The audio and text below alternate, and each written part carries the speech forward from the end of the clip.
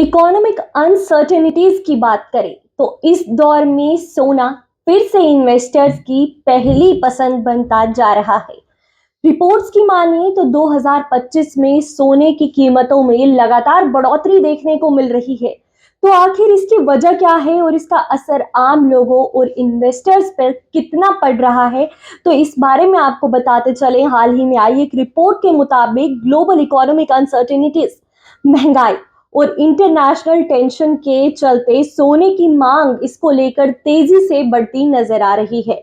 Investor stock market और बाकी volatile investment option से हटकर सिक्योर्ड प्रॉपर्टी यानी कि गोल्ड में इन्वेस्ट करना सबसे टॉप प्रायोरिटी में रख रही हैं और इसमें इन्वेस्ट करना अपने आप में सबसे फायदेमंद मान रही है।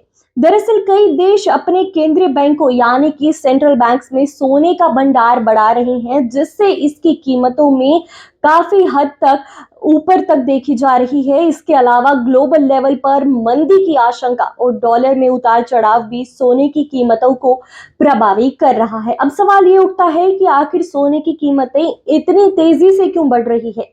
इसके पीछे कई सारे मेन रीजंस हो सकते हैं, जैसे कि ग्लोबल इकोनॉमिक इंस्टेबिलिटी।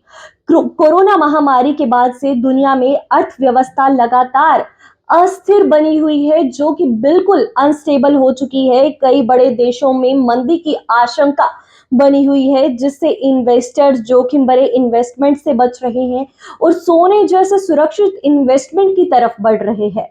सेकंड है इन्फ्लेशन और डॉलर में गिरावट। जब इन्फ्लेशन यानी कि महंगाई बढ़ती है तो करेंसी की वैल्यू गिरती है और लोग अपनी संपत्ति को सुरक्षित रखने के लिए सोने में इन्वेस्ट करना सबसे फायदेमंद मानते हैं। और 2025 में भी महंगाई का दबाव बना रहेगा, जो कि सोने की कीमतों को ऊपर ले जाने वाला एक सबसे बड़ा कारक साबित हो सकता है।